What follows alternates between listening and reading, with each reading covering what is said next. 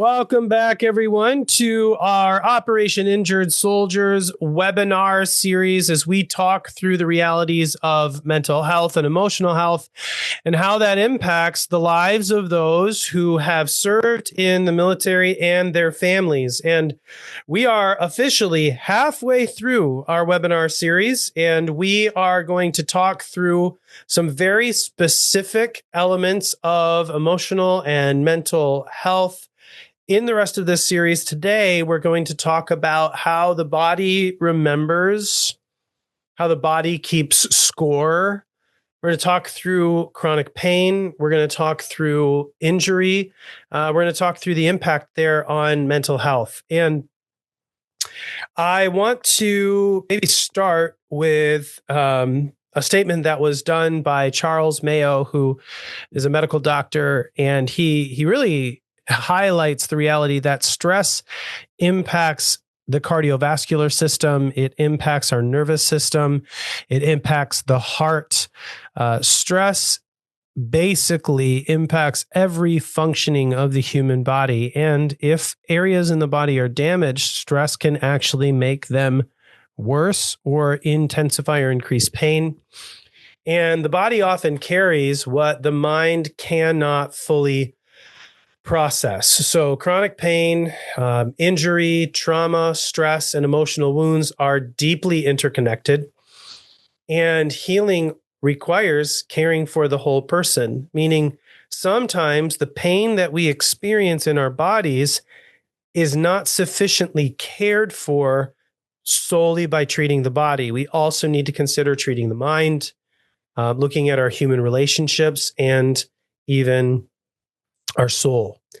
And so I just want to start out by talking about how the body and pain work together. And in some respects, just to really process through, I have worked with individuals who have lived with chronic pain.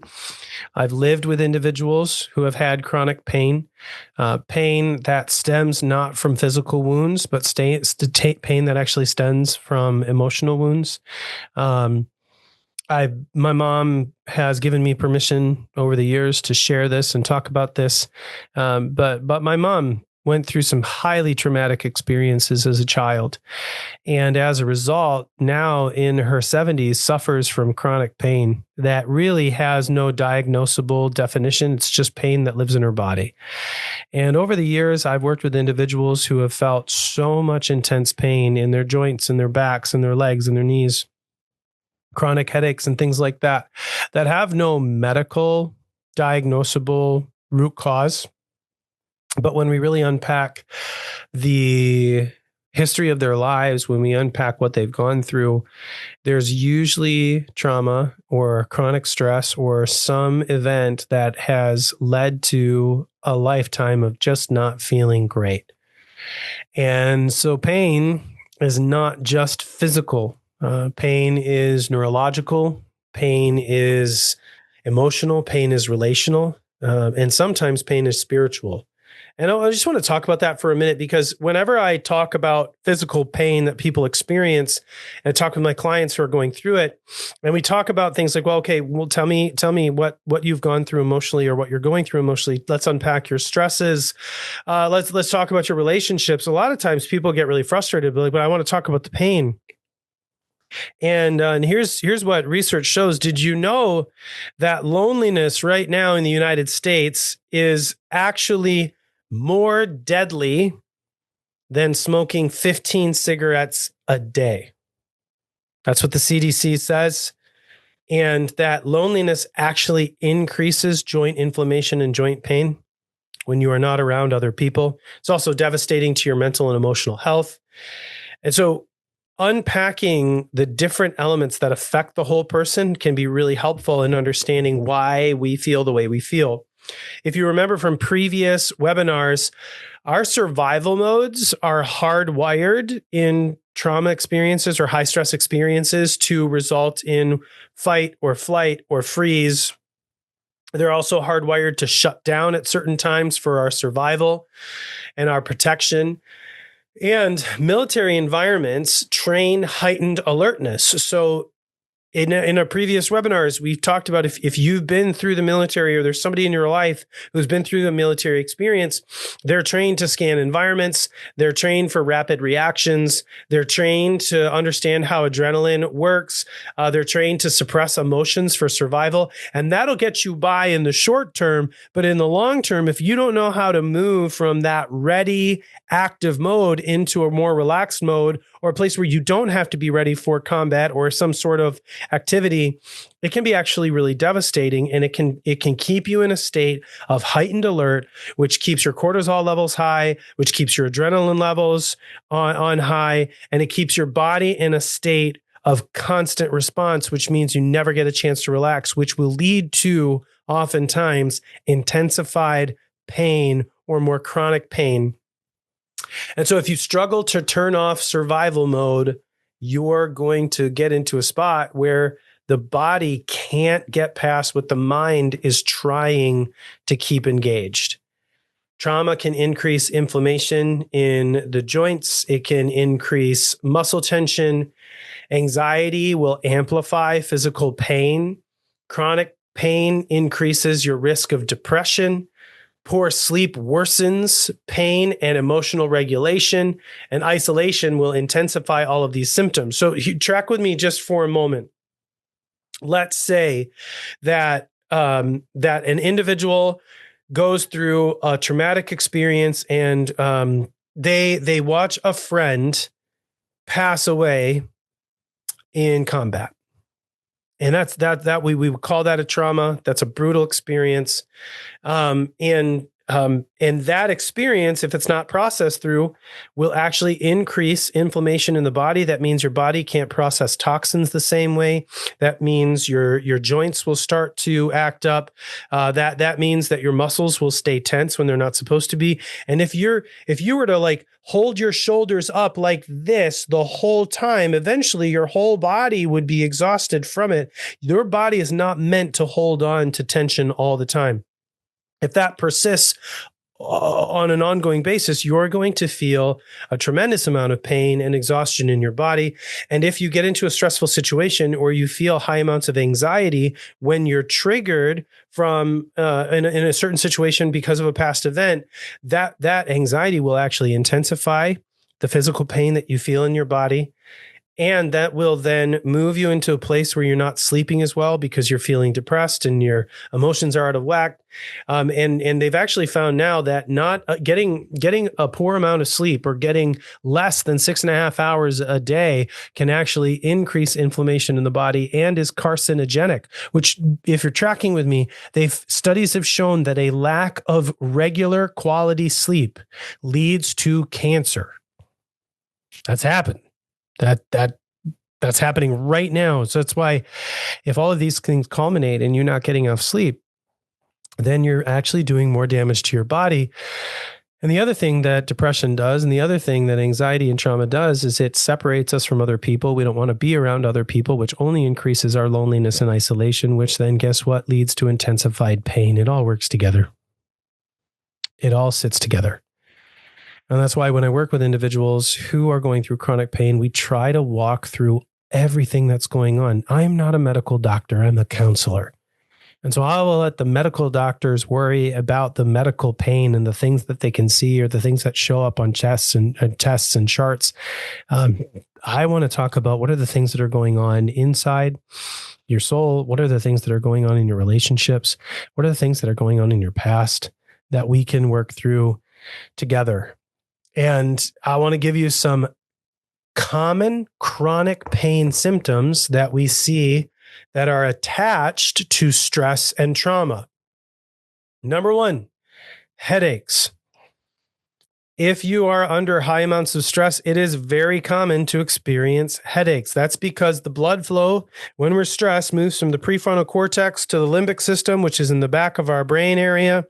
And once that blood flow moves, the blood then shifts and transfers, and we will get what are known as stress cluster headaches, usually in the back of our brain. People feel it numb in the back of their brain, this numbing pain, or in their necks.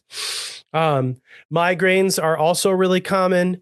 Back pain is really common. Women hold stress in the lower part of their bodies, their back and their legs. Men hold stress in their shoulders and in their necks. It's really common for men to have shoulder pain or neck pain when they're in high periods of stress. Stomach and GI issues. Adrenaline and cortisol are made in the stomach. That's where they're produced. And so when we are under stress and duress, our body will start producing those chemicals in higher amounts. And then you're going to feel sick to your stomach. You're going to feel nauseous. Some people get the poops and they struggle going to the bathroom and they have diarrhea symptoms. All of that can be a result of stress. Fatigue is another major part of stress. If you go to bed tired and you wake up tired, it is not your pillow or your mattress. More likely, it is your stress levels that are unprocessed. And insomnia is another area where you can't fall asleep because you've got racing thoughts. You can't stay asleep because you wake up and your mind is going, and it's just hard to sleep. From an emotional standpoint, when we are under stress and duress and we're under chronic pain, it's normal to be irritable. It's normal for you to feel hopeless. In fact, that's a big one. People who live with chronic pain often feel like there's no hope for them.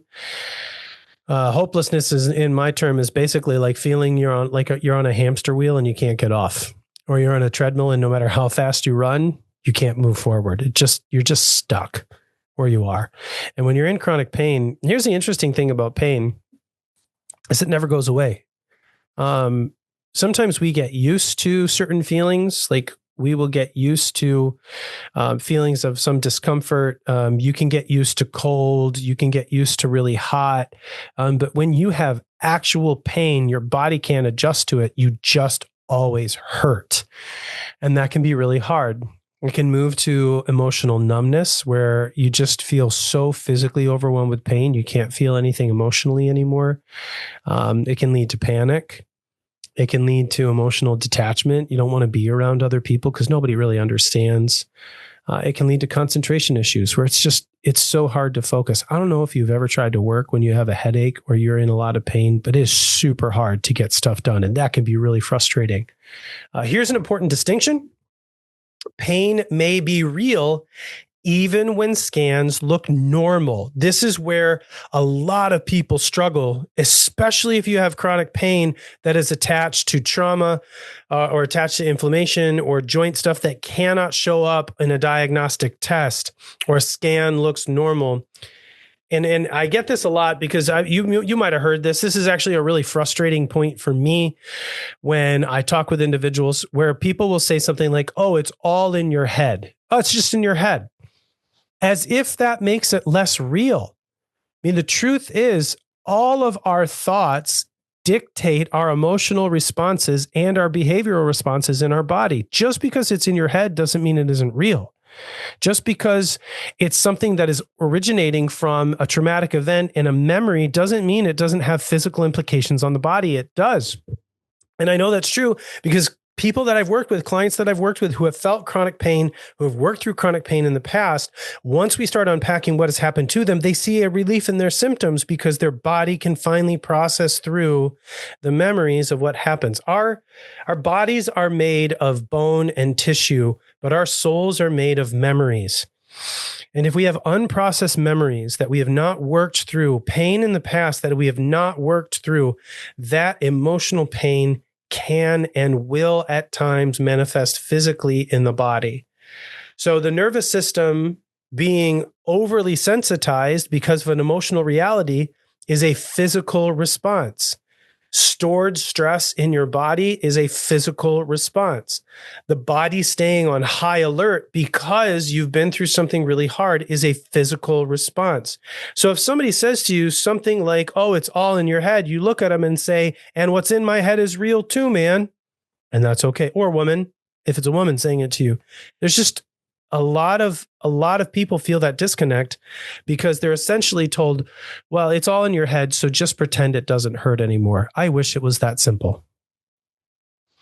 I wish it was that simple for the people I work with. I wish it was that simple for my mom. I wish that was that simple for you, but sometimes it's just not. And I think one thing that is important to me over the years is we have to stop trying to over medicalize what people are going through. And we need to start validating their lived experience. So instead of saying, well, the tests don't show that you have a headache or whatever, we say, man, I'm just really sorry that whatever you're going through right now is causing a headache for you. That sucks. We have to maybe stop trying to find solutions to everything or the answers or the diagnosis to everything, and maybe just honor the experience that people are going through. I think there's another really interesting part about wounds and identity. And this is something I've had a few clients who have gone through some pretty significant injuries in their line of work. Some of them from the military. A lot of them will ask the question, who am I now? If you're an injured veteran, usually injured vets will grieve lost strength, lost independence, lost identity, lost career capability, lost purpose, and lost brotherhood or community. Before I started working with adults and having the opportunity to work with individuals who had served in the armed forces, I worked as a pediatric counselor. And one time I worked with a young woman who was 13 years old, 14 years old, and she was a softball player. She was really good. She was tall for her age. She did travel softball, and she was a really, really talented pitcher. And so she crushed it. She was on a bunch of teams. All of her friends were on the travel team. All of her community was on the travel team. All of her identity was wrapped up in being a softball player. I mean, she lived by the tournaments. And because of the consistent rotation on her shoulder when she would pitch, she developed an issue with her shoulder, which later turned into a torn rotator cuff at the age of 14, which then led to surgery, which meant she could no longer pitch in softball.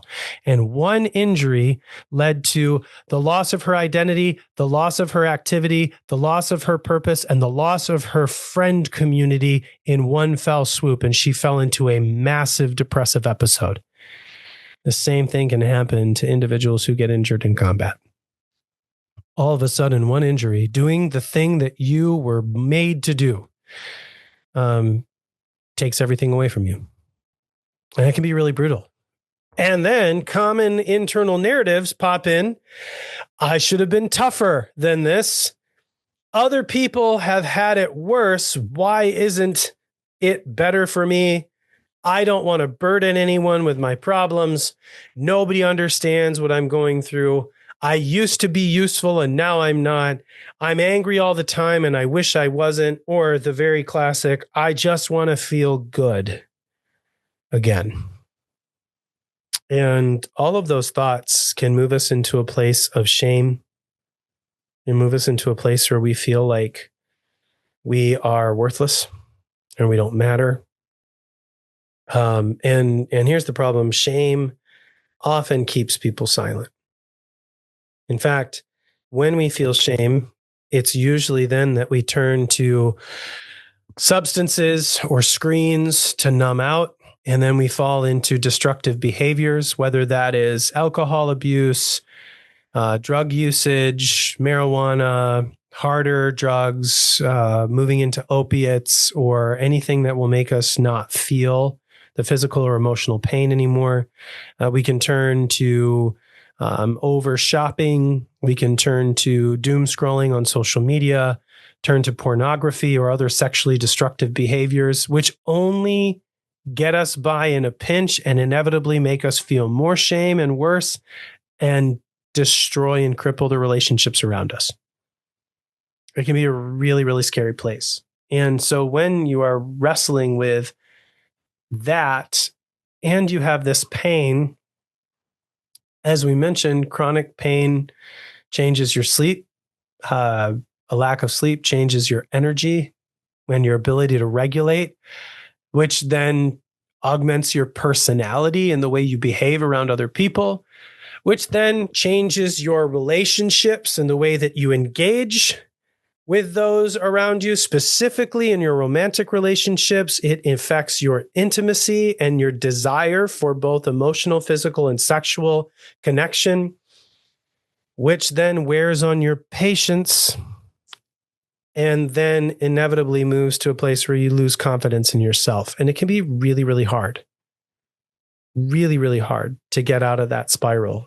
Pain often becomes emotionally exhausting because it never fully clocks out.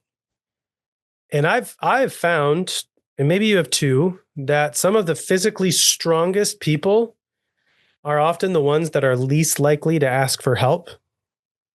So the people who really have the power to deal with their pain and suck it up and suck it up and drive on, or pain is weakness leaving the body, or whatever the language is that you are familiar with. I have found that those people who really emulate that struggle to ask for help. They do, because they feel like they should be tough enough to handle it. There's a great verse in a book that I love, comes from 2 Corinthians 1, verses 3 and 4. It says, "Praise be to the God and Father of our Lord Jesus Christ, the Father of compassion and the God of all comfort, who comforts us in our troubles, so that we can comfort those in any trouble with the comfort we ourselves have received from God." Here's essentially what that verse says, and what Paul, the apostle, is writing in that. He's saying, listen, we have to acknowledge our pain before God. And when we do that, God can comfort us. And because he's comforted us, we can comfort other people. At some point, all of us who experience pain have to be able to share what we've experienced, what we're going through with other people. I want to walk through a couple practical tools with you as we consider how do we process through pain. And these are some tools that I use with my clients. First one is just a body awareness check-in. So the first step is to take a pause and then ask the question, what is my body feeling right now? Where am I carrying tension?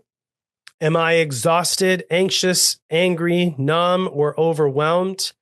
A lot of veterans are trained to override body signals, especially if you are in intense situations during your service time.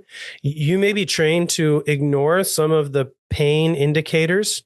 So taking time to just be aware of what's happening in your body allows for healing to start, because you're starting to be aware. Practical tool number 2, controlled breathing.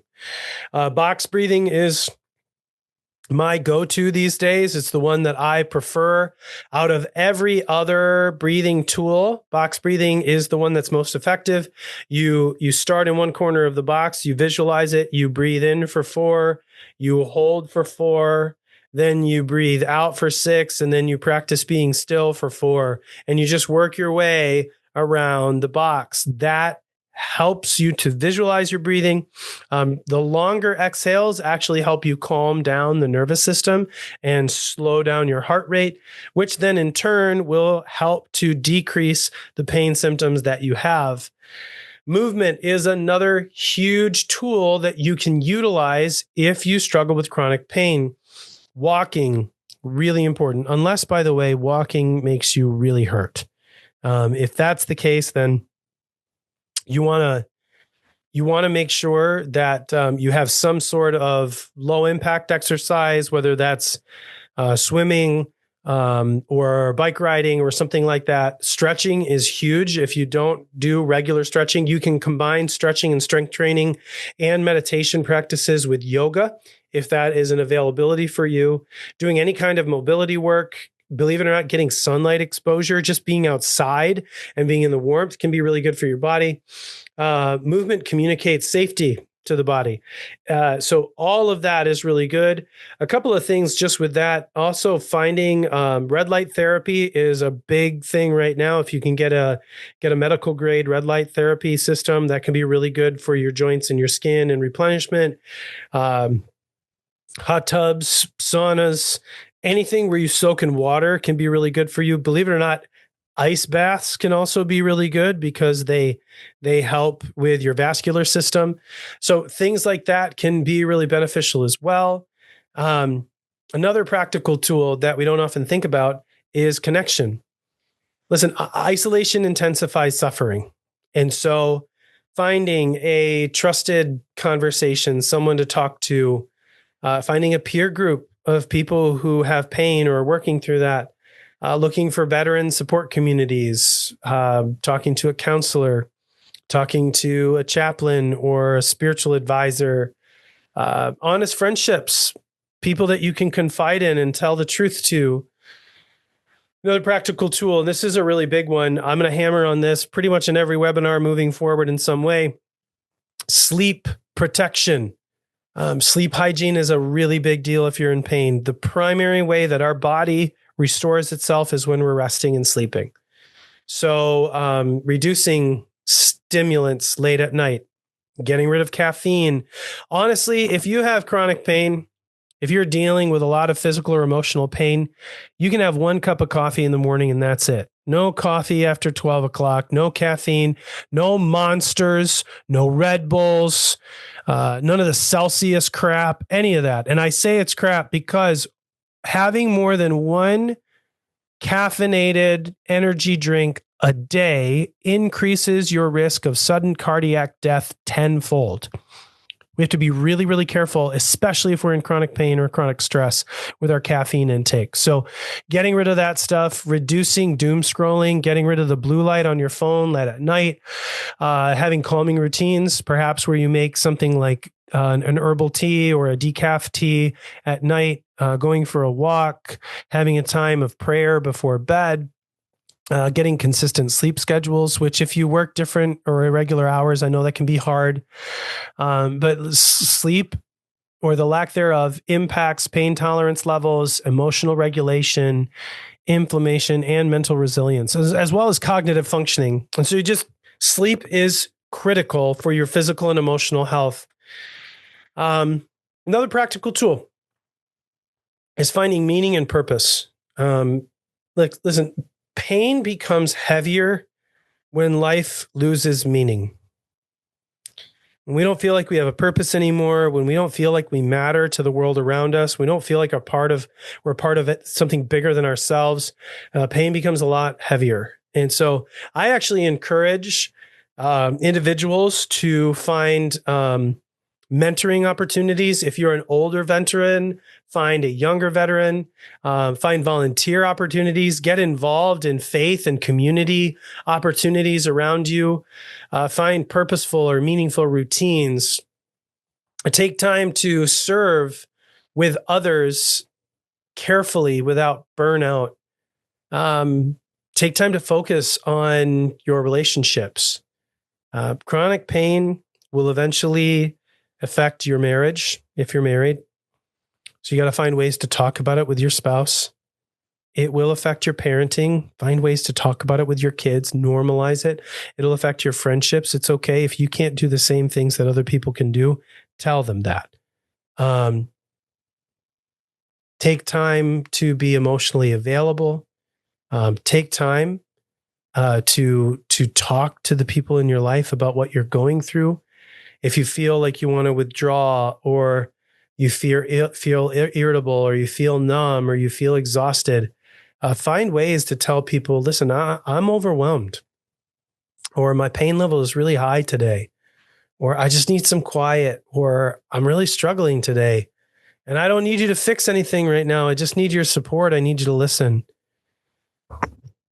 Finding ways to communicate about what's really going on, it's probably one of the most important things you can do for your mental and emotional health.